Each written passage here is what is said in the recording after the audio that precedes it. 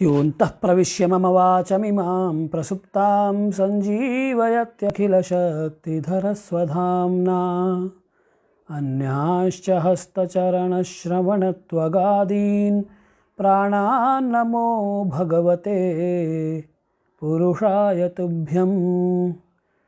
सर्वेभ्यो नमः। सूर्यसिद्धान्तकक्षायां पुनरेकवारं भवतां समेषां हार्दं स्वागतम्। मित्राणि, ह्यस्तनदिने अहर्गणात् कथं मासेशः वारेशः दिनेशः वर्षेशश्च आनीयते इति अस्मिन् विषये अस्माभिः अध्ययनं कृतं। तत्र मूलम् इदमेव वर्तते यत् वारस्य अधिपतिः स एव ग्रहः, प्रत्येकं अधिपतिः वारस्य स्यात्, मासस्य स्यात्, वर्षस्य वा स्यात्। प्रत्येकम् अधिपतिः कश्चन ग्रहः एव भविष्यति इति इदम् अवधेयम्। द्वितीयं किं? द्वितीयं बिन्दुः भवति यत् वारस्य आरम्भे अर्थात सूर्योदयकाले, सूर्योदयात् आरब्धा या होरा, सा होरा यस्य ग्रहस्य स एव ग्रहः तद्वारस्य अधिपतिः।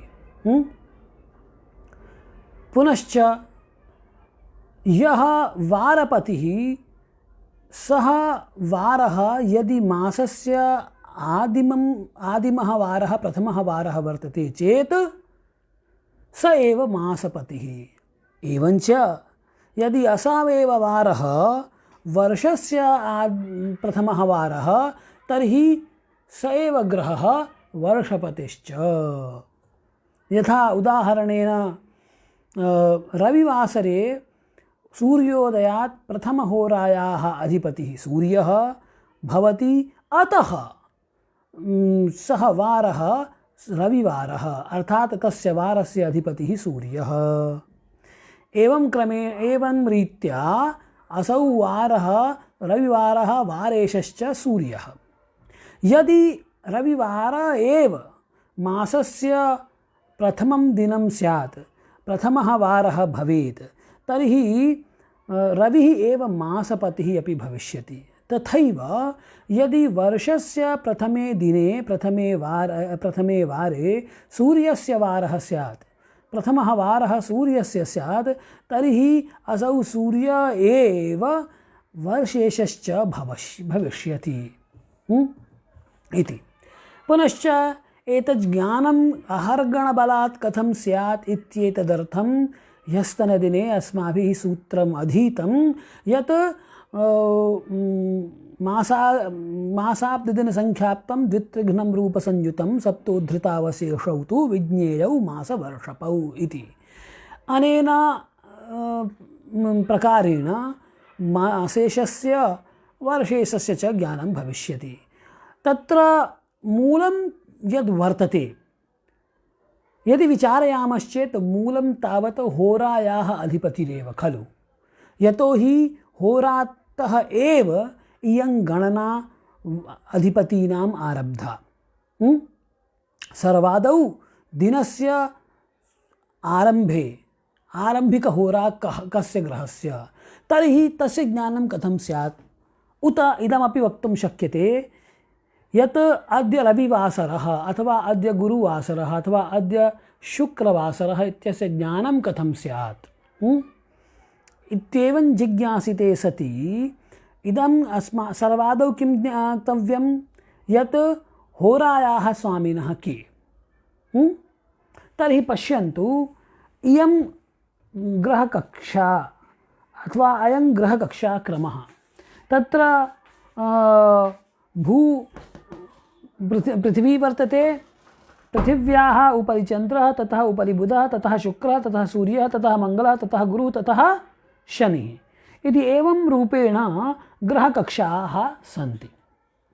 होरायाः निर्धारणम् अथवा होरेशस्य प्रथमा होरा कस्य ग्रहस्य स्यात्, द्वितीया कस्य, तृतीया कस्य, चतुर्थी होरा कस्य इति अस्य ज्ञानं यदि करणीयं स्यात् तर्हि कक्षाक्रमः अस्माभिः ध्यातव्यः। तत्र मंदात् अर्थात असौ शनिः, शनिः एव मंदः, मंदगतिकः, यतो हि असौ, अतः अस्य अपरसंज्ञा मंद इति। तर्हि असौ यः मंदः शनिः तस्मात् अधः क्रमेण, तस्मात् अधः क्रमेण होरेशाः स्युः। नाम कथनस्य अयम् अभिप्रायः यत् यदि प्रथमा होरा शनेः तर्हि द्वितीया होरा कस्य? गुरोः, तृतीया मंगलस्य, चतुर्थी सूर्यस्य, पंचमी शुक्रस्य, षष्ठी बुधस्य, सप्तमी चंद्रस्य, पुनः अष्टमी होरा शनेः। तर्हि प्रथमा होरा, अष्टमी, पुनश्च एक साथ आसत् पंचदशी, पंचदशी होरा अस्य भविष्यति। पश्यतु 1 2 3 4 5 6 7 8 9 10 11 12 13 14 15 पंचदश, पंचदश, षोडश, सप्तदश, अष्टादश, नवदश, विंशतिः, एकविंशतिः।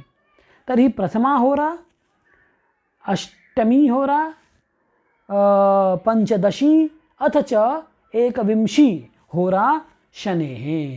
यदि प्रथमा होरा शनेः वर्तते चेत् अस्य ज्ञानं कथं व्यधायि अस्माभिः, कथं निर्धारितमिदं यत् एवं निर्णायि यत् मंदात् आरभ्य उपर्युपरि क्रमेण ये ग्रहाः सन्ति तेषु ग्रहेषु सर्वाधिकः उपरिकः वर्तते असौ शनिः। तर्हि शनेः कक्षातः आरभ्य अधोधक्रमेण ये ग्रहाः सन्ति ते एव ग्रहाः क्रमिकरूपेण होरायाः स्वामिनः भविष्यन्ति। पहली होरा अगर शनि की है तो दूसरी उसके नीचे जिसकी कक्षा गुरु है उसकी हो जाएगी, तीसरी होरा मंगल की हो जाएगी क्योंकि गुरु से नीचे इसका ये है, फिर मंगल के बाद अगली होरा सूर्य की हो जाएगी क्योंकि इसके नीचे सूर्य की कक्षा है, सूर्य से कक्षा नीचे शुक्र की है इसलिए सूर्य के बाद शुक्र की होरा, फिर इसके बाद बुध की होरा, इसके बाद चंद्रमा की होरा। अब यहाँ पे समाप्त, तो फिर यही रिपीटिशन होगा और फिर शनि 8वीं होरा का स्वामी हो जाएगा। तो 8वीं का स्वामी शनि हुआ, फिर 15वीं का स्वामी इसी क्रम से हो जाएगा, 14 तक यहाँ आएगा, 7 7 दुना 14, 7 त्रिके ये हो गया 8वां हो गया, 8 7 15 हो गया, ये 22वां होना चाहिए, ये द्वाविंशी हो रहा है। एक प्रथमा, द्वितीया, तृतीया, चतुर्थी, पंचमी, षष्ठी, सप्तमी, अष्टमी, नवमी, दशमी, एकादशी, द्वादशी, दशमी, एकादश पुनः करणीयम्, अष्टमी, नवमी, दशमी, एकादशी, द्वादशी, त्रयोदशी, चतुर्दशी, पंचदशी, षोडशी, सप्तदशी, अष्टादशी, एकोनविंशी, विंशी, एकविंशी, द्वाविंशी। तर्हि प्रथमा होरा अष्टमी अथ च पंचदशी पुनश्च द्वाविंशी, न तो एकविंशी, द्वाविंशी होरा शनेः। यदि शनितः यदि तस्मिन् दिने प्रथमा होरा शनेः वर्तते चेत, तो पहली होरा जो कि शनि की है। अब आज का उदाहरण ले लेते हैं। अब आज के उदाहरण से देखिए, आज है शुक्रवार, तो शुक्रवार को हम अब शुक्रवार से कर लेंगे तो अपने आप आगे का भी क्लियर हो जाएगा। शुक्रवार को पहली होरा किसकी होगी? शुक्र की होगी। लीजिए, पहली होरा हो गई शुक्र की, पहली होरा शुक्र की है, तो दूसरी बुध की, तीसरी चंद्रमा की, चौथी शनि, पांचवी गुरु, छठी मंगल, सातवीं सूर्य, आठवीं फिर शुक्र की हो जाएगी। तो पहली होरा शुक्र की, आठवीं होरा, 15वीं होरा, फिर 22वीं होरा इसी शुक्र की होगी शुक्रवार को, यानी आज। फिर 22वीं के बाद 23वीं होरा किसकी हो जाएगी? बुधवार की। 24वीं होरा किसकी हुई? सोमवार की, सॉरी 22वीं होरा शुक्र की, 23वीं होरा का स्वामी 23वें घंटे का स्वामी हो रहा मतलब घंटा, तो 23वें घंटे का स्वामी हुआ बुध, 24वें घंटे का स्वामी सोम यानी कि चंद्रमा, और तो इसका मतलब क्या हुआ, शुक्रवार को पहले घंटे का स्वामी शुक्र होता है और 24वें घंटे का स्वामी चंद्रमा होता है। और इसके बाद जो अगला 25वां घंटा आएगा वो क्या हो जाएगा, वो शनिवार, वो पहला घंटा हो जाएगा। 24 घंटे का एक दिन होता है, 24 घंटे खत्म होते 25वां घंटा जो होगा वही अगले दिन का पहला घंटा हो जाएगा। तो इसके बाद 25वां नंबर इसका आता है, तो इसीलिए ये अगले दिन का पहला घंटा हो जाएगा किसका, इस शनि का हो जाएगा, इसलिए वह वार भी शनिवार हो गया। ठीक, तो शुक्रवार के बाद शनिवार क्यों आया, ये इससे समझ से बात समझ में आती है। मेरी बात समझ में आ रही है ना। मैं एक बार दोबारा इस बात को कह देता हूँ, हालांकि जो ज्योतिष के अध्येता हैं उनके लिए ये अत्यंत सरल विषय है, लेकिन जो पहली बार सुन रहे हैं उनके लिए मैं फिर से कह देता हूँ कि देखिए, अगर हम शुक्रवार से काउंटिंग स्टार्ट करते हैं और हम मान के चलते हैं कि ये जो बोल रहे हैं ये सही बोल रहे हैं, अब हम इसकी जांच करते हैं, परीक्षण करते हैं। तो प्राच्य सिद्धांत के अनुसार पहली होरा का स्वामी जो ग्रह होता है वही उस वार का स्वामी होता है। तो पहली होरा यानी पहले घंटे का स्वामी है शुक्र, इसलिए शुक्रवार है। तो मान लीजिए शुक्रवार है, तो हम एक बार मान लेते हैं कि आज के दिन पहले घंटे का स्वामी यानी सूर्योदय से लेके पहले घंटे का स्वामी शुक्र रहा। ठीक, ये मानते हैं। तो पहले घंटे का शुक्र, दूसरे का बुध, तीसरे का चंद्रमा, फिर चौथे का शनि, 5वें का गुरु, 6ठे का मंगल, 7वें का सूर्य, फिर 8वें का शुक्र हो जाएगा। तो शुक्रवार को 8वें घंटे का, फिर उसके बाद 15वें घंटे का, और फिर 22वें घंटे का स्वामी भी शुक्र ही रहेगा। और शुक्रवार को 23वें घंटे का स्वामी बुध और 24वें घंटे का स्वामी चंद्रमा है। तो शुक्रवार को पहले घंटे का स्वामी शुक्र होता है और 24वें यानी अंतिम घंटे का स्वामी चंद्रमा होता है। तो इसके बाद 25वां जो घंटा होगा वो किसका, वो इसके बाद जो कक्षा क्रम में आ रहा है शनि, उसकी हो जाएगी। तो जो 25वां घंटा है वही तो अगले दिन का पहला घंटा होगा। तो अगले दिन के पहले घंटे का में इसका आधिपत्य होने के कारण, शनि का आधिपत्य होने के कारण वह वार शनिवार कहलाता है। इसीलिए शुक्रवार के बाद अगला वार शनिवार आएगा। शनिवार के बाद रविवार आएगा। ठीक, इसको भी करना चाहें तो आप देख लीजिए, शनि से आरंभ कर लीजिए। पहला घंटा शनि का, 8वां घंटा शनि का, 15वां घंटा शनि का, 22वां घंटा शनि का।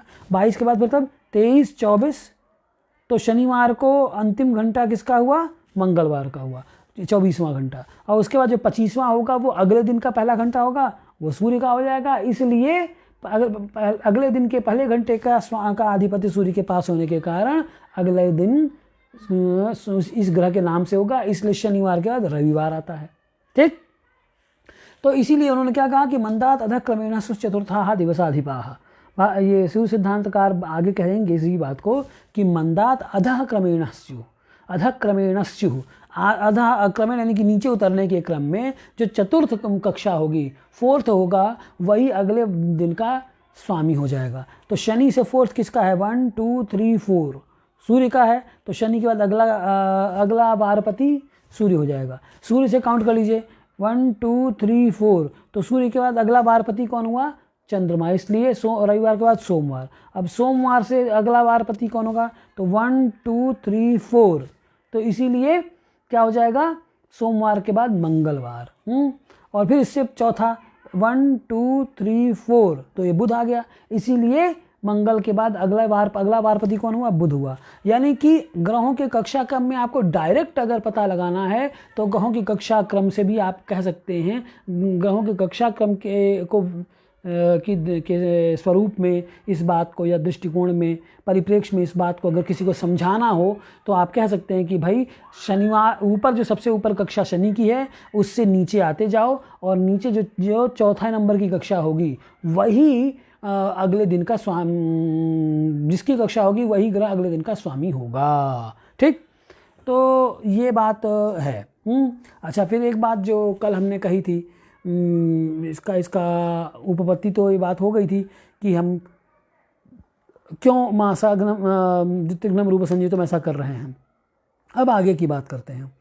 अब अहर्गणानुपातेन मध्यम ग्रह साधनम, अहर्गण के आधार पर मध्यम ग्रह का साधन किए लेते हैं। तो देखिए, अहरगण के द्वारा मध्यम ग्रह का साधन निकालने का तरीका के कैसे निकालेंगे, सवाल ये है। कथम इदम ज्ञातुं अहर्गणात् कथम मध्यम ग्रह से आनयनम इत्यत्र कारणं किं वर्तते, का उपपत्तिः अस्य।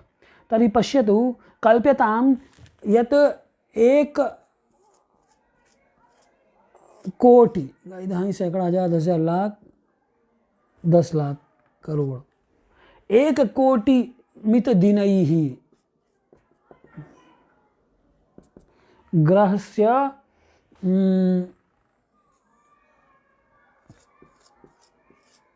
1 लक्ष भगणाः भवन्ति।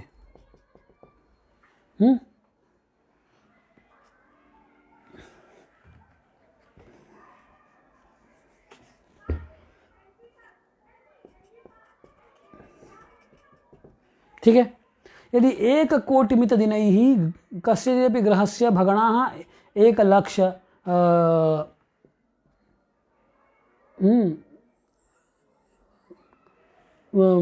भगणाः सन्ति, तर्हि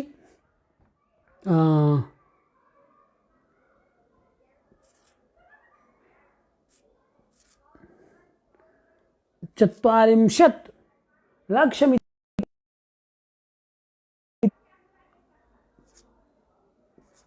दिनैः किम, तो क्या निकलेगा इससे? इससे निकलेगा हमारा कि 1 लाख गुणे 40 लाख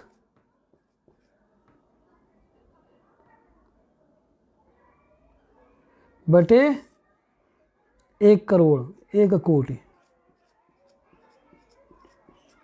ठीक, अब इससे जो निकलेगा यही क्या हो जाएगा, ग्रह की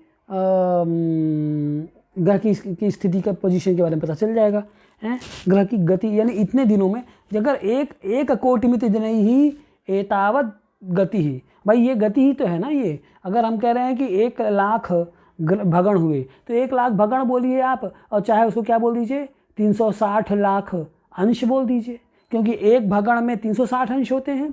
तो 1 लाख भगण में कितने होंगे, 1 लाख गुणे 360, कि 1 कोटि दिनों में अगर 1 लाख भगण होते हैं तो 1 लाख भगण को हम क्या बोल सकते हैं कि 1 भगण में 360 अंश, तो 1 लाख भगण में 1 लाख गुणे 360 अंश, यानी इतने दिनों में 1 लाख गुणे 360 अंश चला ग्रह। इतनी दूरी उसने तय की। ठीक, तो इतने दिनों में अहरगण में, ये अहरगण है आपका, अहरगण में कितना चलेगा, कितनी दूरी तय करेगा, तो आप ऐसे निकाल लेंगे। अब ये जो निकला, ये अहरगण में इतनी दूरी उसने तय की, तो इतनी दूरी, इतने अंशात्मक दूरी उसने तय की। तो इतने अंशात्मक दूरी मेष के आरंभ, मेष से लेके देख लीजिए कहाँ आ रही है। तो इतने अंशात्मक दूरियों में पहले तो भगण निकल जाएंगे बहुत सारे, है ना। तो इसलिए इस संख्या को करने में दिक्कत जाएगी ना। चलो करके देखते हैं। देखिए ये कट गया, 1 2 3 4 5 6 7 7 है, तो 1 2 3 4 5 6 7 काट लिया हमने। तो अब कितना बचा, बच गया हमारा 4 1 2 3 4000 भगण आ गई है। अब हमने चूंकि इंटीजर पूर्णांक लिया हुआ था, इसलिए हमको आंसर भी पूर्णांक में मिला। अगर हम पूर्णांक में नहीं लेते, अगर हम ये 40 लाख दिन की बजाय हम कर देते 40 लाख, ये हमने सीधे सीधे ले लिया ना कि 1 करोड़ दिन में 1 कोटि दिन ही 1 लक्ष मिताः भगणाः। अगर 1 लक्ष मिताः भगणाः की जगह हम लिख दें कि 12 लक्ष मिताः अथवा 8 लक्ष मिताः भगणाः, तो ये कुछ आंसर जो है वो, अब ये देखिए ये सारे के सारे 4000 भगण आए ना। अब इन 4000 भगणों को आप अंश में निकालना है तो क्या करेंगे, 360 से आप गुणा कर दीजिए, है ना। अब 4 से 24 के 4 हासिल लगा 2, 4 3 12 2 14। अब इतने अंश हो गए ये, इतने अंश दूरी तय की इसने उस आरंभ से लेके अब तक में। अब इसी को आप अंश में लिख सकते हैं, चाहे इसी को आप भगण में लिख दीजिए, है ना। अगर मान लीजिए इसमें थोड़ा भी अंश ज़्यादा हो जाएगा तो वो तो बाकी तो भगण हो जाएंगे, शेष होगा वो राशि आ जाएगी। यानी राशि अंश कला विकला इतने चक्कर लगाने के बाद मान लीजिए 4000 भगण हो गए, तो 4000 चक्कर लगाने के बाद वर्तमान में कहाँ है, एग्जैक्ट 4000 चक्कर पूरे हो गए या उससे आगे पीछे है। ठीक, तो इस प्रकार से ग्रह की स्थिति का ज्ञान करने के लिए यह तरीका है। अहरगण के आधार पे ग्रह की स्थिति का हम ज्ञान करना चाहें तो इसके लिए हमको, तो इससे निकला क्या, निष्कर्ष क्या निकला कि अगर हम ये अहरगण को गुणा कर दें किससे, भगण की संख्या को, भगणों की संख्या को अगर हम अहरगण से गुणा कर देते हैं, अहरगण ये है हमारा, भगणों की संख्या देखिए, ग्रहों के भगण ये हो गए, ग्रह के भगण ये हो गए, भगणों की संख्या, इसको अहरगण से गुणा कीजिए और 57 दिनों से भाग दे दीजिए, तो आपको क्या मिल जाएगा, ग्रह के भगणादि जो ग्रह आपको मिल जाएगा, यानी कि ग्रह की भगण राशि अंश कला विकला ग्रह की मध्यमक ग्रह की पोजीशन आ जाएगी आपको। ठीक, मध्यमक ग्रह आ जाएगा। मध्यमक ग्रह का मतलब हुआ कि मैथमेटिक्स से के कैलकुलेशन से एवरेज के द्वारा जो ले आया गया, ऑन एन एवरेज इतना हुआ होगा, 4000 भगण हुए इस ग्रह के। अब 4000 ये हमने सीधे सीधे मोटे मोटे हिसाब से निकाल लिया, तो मोटे मोटे हिसाब से निकाला तो उसमें हर एक चीज़ कांस्टेंट ले लिया हमने कि 1 कोटि दिन में 1 लाख भगण, तो 40 लाख दिनों में कितना, तो इसी के अनुपात में इसका भी हमने निकाल लिया। लेकिन ज़रूरी नहीं है कि अगर 1 लाख दिनों में 1 करोड़ दिनों में 1 लाख भगण करता है तो 40 लाख दिनों में भी इसी के समान अनुपात में जो हम आएगा उत्तर, यानी 4000 भगण इतना ही करे। इससे कम भी कर सकता है, इससे ज़्यादा भी कर सकता है। ये तो हम अनुपात ले आए हैं ना, बात समझ में आ रही नहीं आ रही है। वैसे ही जैसे कि हम लोगों ने कहा कि अगर 10 दिनों में कोई गाड़ी 600 किलोमीटर 1020 किलोमीटर या 1500 किलोमीटर जाती है 10 दिनों में, तो 3 दिनों में कितना किलोमीटर जाएगी। अब इससे जो हम निकालेंगे 3 दिनों में इसकी गति, वो तो मैथमेटिकल प्रोपोर्शन है ना, गणितीय एक अनुपात है। लेकिन उतना ही गाड़ी भी चलेगी, ये तो नहीं है कि इधर हमने गणित किया और उतना ही गाड़ी चलेगी, उससे कम या ज़्यादा चल सकती है, क्योंकि वो तो खगोलीय, क्योंकि वो तो गतिमान पिंड है ना। गतिमान पिंड, जो भी गतिमान वस्तु है वो गतिमान वस्तु उसके वातावरण के प्रभाव से गति कम या ज़्यादा करती है। ठीक है, उसकी गति कम या ज़्यादा होती है कि नहीं। तो यही स्थिति ग्रहों के साथ भी होगी। तो आप ये मैथमेटिक्स से जो उसका अनुपात ले आएंगे, गणितेन यह अनुपातागतः आग्रहः लब्धः सः मध्यमः ग्रहः अत एव उच्यते। मध्यमः अर्थात एवरेज, अत्र भवेत् अथवा इतः पूर्वम् इतः प्राक् आसन्नः ग्रहः स्यात्। स्पष्टः ग्रहः मध्यमासन्नः भवति। यदि स्पष्ट ग्रह आगतः कि 5 राशि 6 अंश 7 कला, तर्हि मध्यमक ग्रह 10 राशि यदि मध्यमक ग्रह आगतः 5 राशि 6 अंश 7 कला, अस्य अयम् अभिप्रायः नास्ति कि स्पष्ट ग्रह 7 राशि आगमिष्यति, नैव, अथवा 6 राशि आगमिष्यति, तथापि समीचीनं नास्ति। मध्यमक ग्रह सन्नः एव स्पष्ट ग्रह भवति, अर्थात मध्यस्पष्टग्रहयोः अधिकम् अन्तरं न आगच्छति। अतः एव खलु अस्य गणितं क्रियते। नो चेत् मध्यमग्रहस्य आनयनं किमर्थं? यदि एतावत् महदन्तरं वर्तते तर्हि इदं गणितं न केनापि स्वीकृतं स्यात्। परन्तु मध्यमग्रह साधनात् परम् एव सर्वे स्पष्टग्रहाणां साधनं कुर्वन्ति। यतो हि प्रथमः आधारः मध्यमग्रहः एव, अनुपातागतः ग्रहः एव। परन्तु अयम् अनुपातागतः ग्रहः एव वेदोपलब्धः ग्रहः भविष्यति इति एवं न वक्तुं शक्यते। ततः अर्थात प्रत्यक्षग्रहः ततः दिक्सिद्धः ग्रहः यः वर्तते सः मध्यमग्रहात् अग्रे भवितुमर्हति, मध्यमग्रहात् पृष्ठे भवितुमर्हति, अथवा मध्यमग्रहः समः मध्यमग्रहेण तुल्यः भवितुमर्हति इति कथनस्य आशयः। तो इसीलिए इन्होंने यहाँ कहा कि यथा स्वभगणाभ्यस्तः, क्या बोला कि स्वभगणाभ्यस्तः, स्वभगणेन अभ्यस्तः, अभ्यस्तः अर्थात गुणितः, अभ्यस्तः अर्थात गुणितः। ज्योतिषस्य पारिभाषिकशब्दाः भवन्ति तर्हि पारिभाषिकशब्देषु अयम् अन्यतमः अभ्यस्तः। अभ्यस्तः अर्थात गुणितः, मल्टीप्लाइड। तो यथा स्वभगणाभ्यस्तः दिनराशिः, दिनराशिः अर्थात अहर्गणः, दिनानां समूह राशिः वा इति अहर्गणः। तो स्वभगणाभ्यस्तः अर्थात ग्रह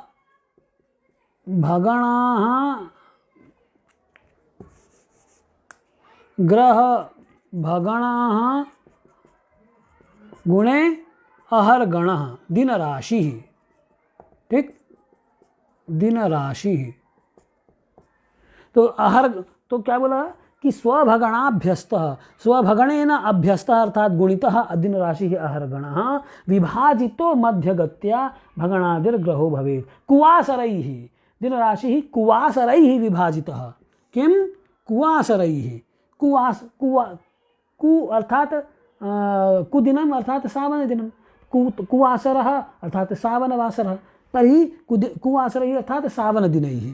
तर्हि तो युग सावनदिनैः, युग सावनदिनैः। तर्हि कः अनुपातः भविष्यति कि यदि युग सावनदिनैः युगग्रहभगणाः लभ्यन्ते,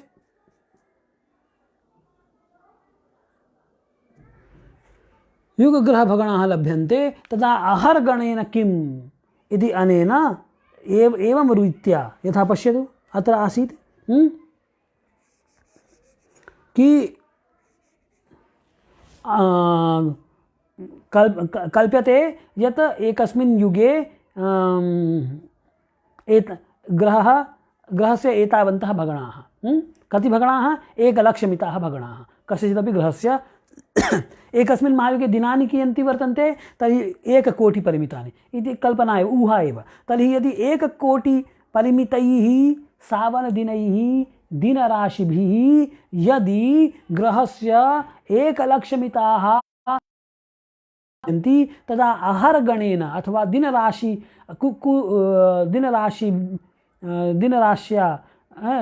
अर्थात अहर्गणेन अहर्गणः अस्माभिः कल्पितः 40,00,000परिमितानि दिनानि, सावनदिनानि। तर्हि 40,00,000 सावनलक्षमितैः सावनदिनैः किम् इति एवं करणेन, एवं गणितानुपातेन अस्माभिः 40,00,000मितैः सावनदिनैः ग्रहाणां भगणमानम् आनीयते इति इदमागतं। 4,000,000 तस्य ग्रहस्य भविष्यन्ति। अतः किमुच्यते कि यथा स्वभगणाभ्यस्तः दिनराशिः कुवासरैः विभाजितः तर्हि विभाजितो मध्यगत्या भगणादिर्ग्रहो भवेत्। ग्रहः भगणादिः ग्रहः भविष्यति असौ मध्यगत्या अर्थात मध्यममानेन। मध्यमगतिः अर्थात तस्य गतिः नियता मत्वा, नियता एव अत्र स्वीकृता खलु। यतोहि गतौ व्यत्यासस्य विषये तु चर्चा नास्ति। अत्र तु एतावदेव उक्तं कि 1,00,00,000मितैः दिनैः एतावन्तः भगणाः तथा एतावद्भिः दिनैः किम्। तर्हि अत्र तु गतिः अनुपातेन आनीता खलु है। तो भाई मेरी बात समझ में आ रही है ना? चाल बराबर दूरी बटे समय हम लोगों ने पढ़ा होगा। किसमें? अपने शुरू की कक्षाओं में हम लोगों ने इस बात को पढ़ा है। क्या पढ़ा है? कि चाल बराबर दूरी बटे समय। देखिए ये है चाल बराबर दूरी बटे समय। इसका एक उदाहरण ले लीजिए कि अगर कोई गाड़ी 500 किलोमीटर चलती है, कितने देर में? 10 घंटे में। बहुत स्लो गाड़ी कर दी हम लोगों ने, थोड़ा बढ़ा लेते हैं इसकी स्पीड, तो 5 घंटे में कर लीजिए। 5 घंटे में अगर कोई गाड़ी है वो 500 किलोमीटर चल रही है तो 1 घंटे में कितना चलेगी? तो 500/5 ये हो गया आपका 100। यही तो हुआ ना, 100 किलोमीटर पर घंटे की इसकी स्पीड है। ये क्या निकला? ये चाल ही तो निकली ना आपकी। तो आपको किसी भी गतिमान पिंड की गति निकालनी है तो आपको जितना वो डिस्टेंस गिवन टाइम में ट्रैवल कर रहा है उसको, उस डिस्टेंस को उस टाइम से डिवाइड कर दीजिए। So if you will divide the distance by time then you will get the speed of that particular object, movable object. ठीक है ना। तो यही काम हमने यहाँ पे किया है। अच्छा, यही काम यहाँ पे भी कर रहे हैं। आप कहेंगे यही काम यहाँ कैसे किया? तो देखिए, हमने क्या कहा कि 10,000, ये कितना था? ये 40 लाख था ना, इसको 40 लाख लिख देते हैं पहले तो। अब देखिए हमने क्या, हमने क्या कहा था कि अब ये देखिए टाइम, ये 1 करोड़ दिन, 1 करोड़ दिन क्या होते हैं? ये तो टाइम ही है ना, ये है दिन क्या है? एक यूनिट है टाइम की। तो 1 करोड़ दिन जो हैं ये आपके क्या हैं? ये समय है। ठीक। और 1 लाख भगण ग्रह के हुए। तो 1 लाख भगण का मतलब क्या हुआ? भगण का मतलब होता है ये यहाँ से स्टार्ट किया और ये पूरा डिस्टेंस ट्रैवल कर लिया, यही तो एक भगण है ना। यानी कि एक भगण का मतलब क्या हो गया? एक भगण का मतलब 360 अंश चल लिया वो ग्रह। ठीक। तो 360 अंश चला, तो 360 अंश ये सर्कुलर डिस्टेंस उसने तय की है। यहाँ से स्टार्ट किया और यहाँ से ऐसे ऐसे होते होते यहाँ पे आ गया। तो ये भी तो दूरी ही है ना। तो जब ये दूरी एक भगण यानी कि 360 अंश, तो अगर एक भगण दूरी है तो इतने भगण भी तो दूरी ही होंगे ना, और क्या होंगे। तो ये क्या है? ये अगर 1 लक्ष मित उसका भगण बोलते हैं तो 1 लक्ष मित का मतलब क्या हुआ? 1 लाख गुणे 360, इतना अंशात्मक दूरी तय की इतने समय में इसने। तो ये क्या हो गया? ये आपकी दूरी है। तो दूरी बटे समय क्या होता है? चाल। यही तो होता है ना। तो ये तो इतने दिनों में इतना, तो इससे जो चाल निकली उसको आप जितने दिनों में अपेक्षित है उससे गुणा कर लीजिए। जैसे कि इस एग्जाम्पल में हम करते हैं। इस एग्जाम्पल में हम क्या करते हैं? इस एग्जाम्पल में हम यही करते हैं कि 5 घंटे में 500 किलोमीटर, तो 1 घंटे में कितना? तो 1 घंटे में इतना, तो 2 घंटे में कितना? तो मैं क्या करूँगा?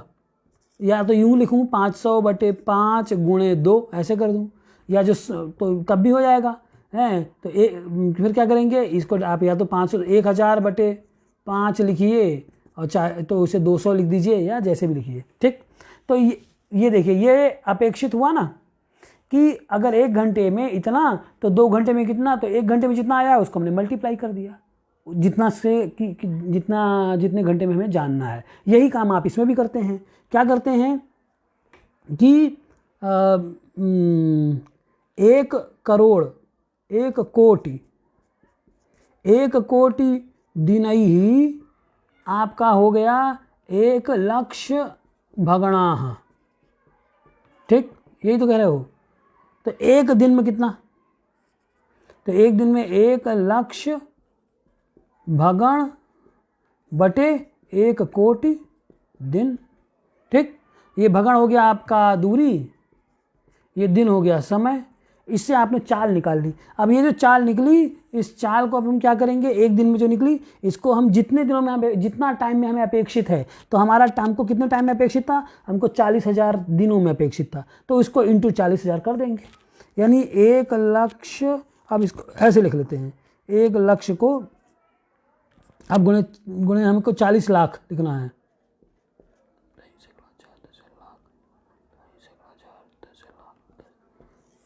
बटे 1 कोटि है। ये हो गया आपका। तो अब इसमें क्या हुआ? ये जो स्थिति थी 1 लक्ष भगण बटे 1 कोटि दिन, 1 लक्ष भगण बटे 1 कोटि दिन, तो ये चाल हो गई 1 दिन में।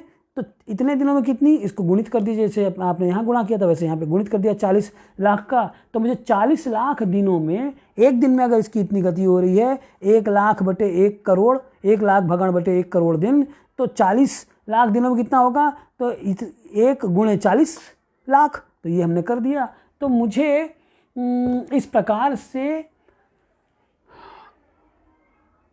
जब से हम आरंभ कर रहे हैं ग्रह की गणना का आकलन करना, तब से ले जब से ग्रह की गति का हम विचार कर रहे हैं, तब से लेके वर्तमान दिन तक वो उसने कितना दूरी तय की, वो कितना चला, ये मुझे पता चल जाएगा। लेकिन है, यही एग्जाम्पल मैं लेने के लिए मैंने ये बात कही थी कि अगर आप ये कहते हैं कि 1 घंटे में 100 किलोमीटर चल रहा है, तो इसका मतलब क्या हुआ? ये जो आपकी निकली 1 घंटे में 100 किलोमीटर, ये तो एवरेज स्पीड है ना। 2 घंटे में 200 किलोमीटर, ये भी एवरेज स्पीड है। जरूरी नहीं है कि 2 घंटे में 200 किलोमीटर चले, 200 किलोमीटर से कम या 200 किलोमीटर से ज़्यादा चल सकता है। इवन 1 घंटे में 100 किलोमीटर जो निकाला है आपने, ये भी वेरी करेगा, कभी तेज स्पीड कभी कम स्पीड, है ना। तो इसीलिए इसको मध्यम बोला, क्योंकि गति इसमें मध्यम है, कांस्टेंट है, नियत है, ठीक। क्योंकि चाल दूरी बटे समय आपने एकदम बांध दिया कि इतने में इतना ही करता है, आपने दोनों को नियत कर दिया, तो इससे जो गति निकलेगी वो भी नियत निकलेगी, यानी कांस्टेंट निकलेगी, स्थिर निकलेगी, जबकि गति स्थिर होती नहीं है। इसीलिए स्थिर गति को, कांस्टेंट गति को उसने क्या कह दिया? मध्यम गति है ये। Because it is not possible to for a movable object to maintain its speed constantly.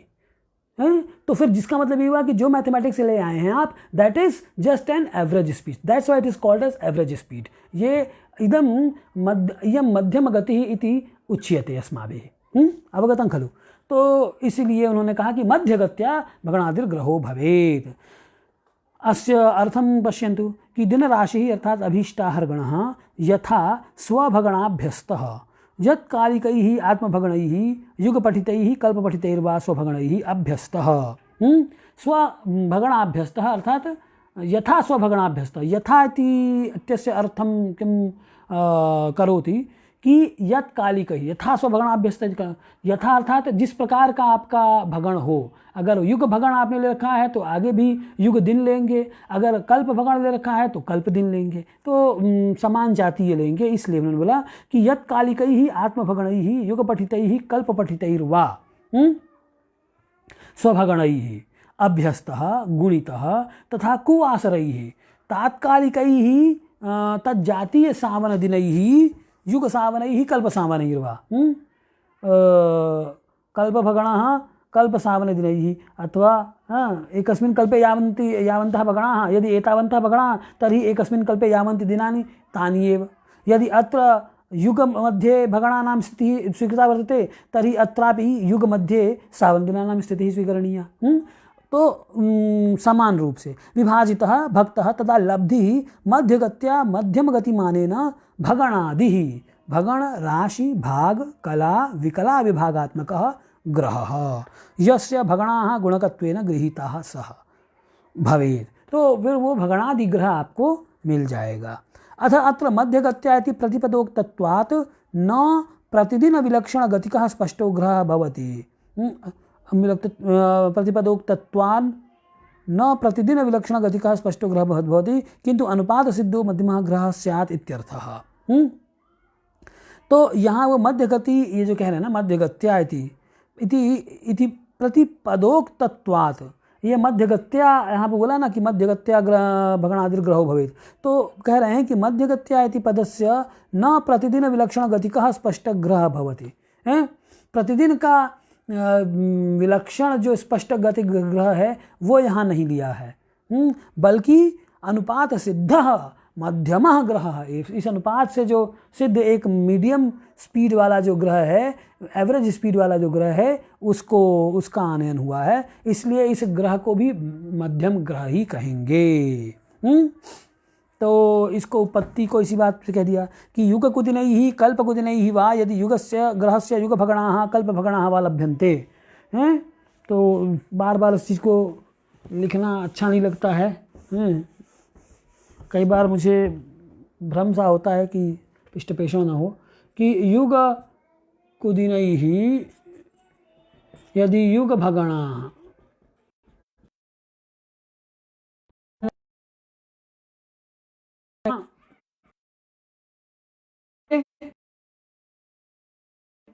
है ना,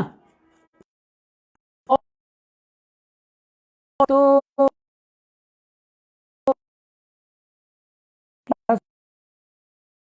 तथा एकेन कुदिनेन किम, ये आ गया ओके इति एकस्मिन् सावनदिने से आनयन हो जाएगा कि युग कुदिने युगभगणाः तदा आहर्गणेन किम् गतेः प्रतिपादनार्थं मध्यमगति का आनयनं कथं विहितम् इत्यस्यापि ज्ञानं तेषां धिया अनुपातद्वयं स्वीकृतम्। एक उतने ही आप साधन करेंगे ही गतेः प्रतिदिनं वैलक्ष्य तो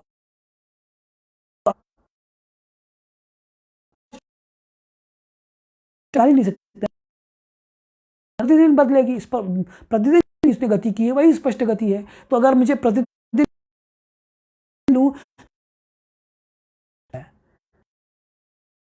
निकालेंगे कैसे? को कल्प के आरंभ से आप इससे बात कर, क्योंकि कुछ दिन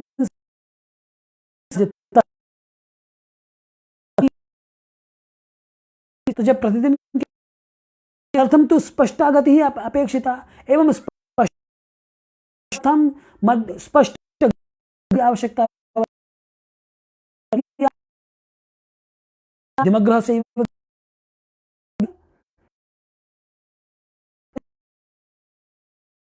स्पष्टग्रहस्य आनयनं भवति खलु। अतः स्पष्टगतेः प्रयोगः